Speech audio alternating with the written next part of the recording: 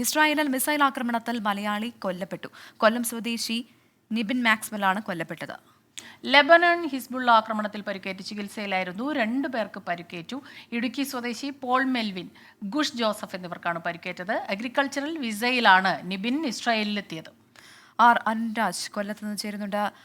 അരുൺ, സങ്കടകരമായ വാർത്തയാണ്. മലയാളി കൊല്ലപ്പെട്ടിരിക്കുന്നു.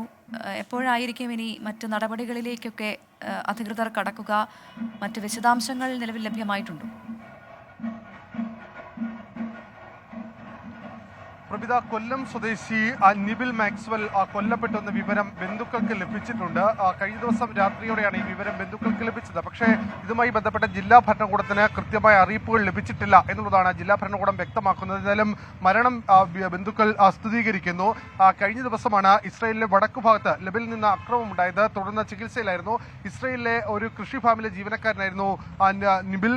തുടർന്ന് അവിടെ വെച്ച് ഈ മിസൈൽ ആക്രമണത്തിൽ പരിക്കുപറ്റുകയും പിന്നീട് ആശുപത്രിയിൽ പ്രവേശിപ്പിക്കുകയും അടക്കം ചെയ്തിരുന്നു എന്നുള്ളതാണ് ബന്ധുക്കൾക്ക് ലഭിച്ചിരിക്കുന്ന വിവരം. എന്തായാലും തുടർന്നുള്ള നടപടികൾ ജില്ലാ ഭരണകൂടം അടക്കമുള്ളവരിൽ നിന്ന് ലഭിക്കുന്ന വിവരത്തിന്റെ അടിസ്ഥാനത്തിലായിരിക്കും ഉണ്ടാവുക.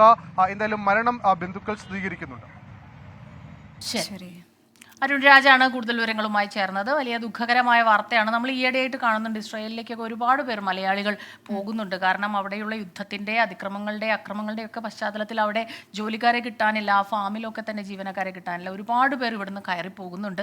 തീർച്ചയായിട്ടും ഇങ്ങനെ കയറി പോകുമ്പോൾ ഒരുപാട് കാര്യങ്ങൾ നമ്മൾ ശ്രദ്ധിക്കേണ്ടിയിരിക്കുന്നു. അവിടെ ചെന്നാൽ എന്താണ് നമ്മുടെ ഒരു സുരക്ഷ, ഇതൊക്കെ തന്നെ നമ്മൾ നോക്കേണ്ടിയിരിക്കുന്നു, അല്ലേ? അതെ, അതോടൊപ്പം തന്നെ റഷ്യയിലേക്കും സമാനമായ രീതിയിൽ റിക്രൂട്ട്മെന്റ് നടക്കുന്നുണ്ടായിരുന്നു എന്നുള്ള വാർത്ത നമ്മൾ കൊടുത്തിരുന്നു.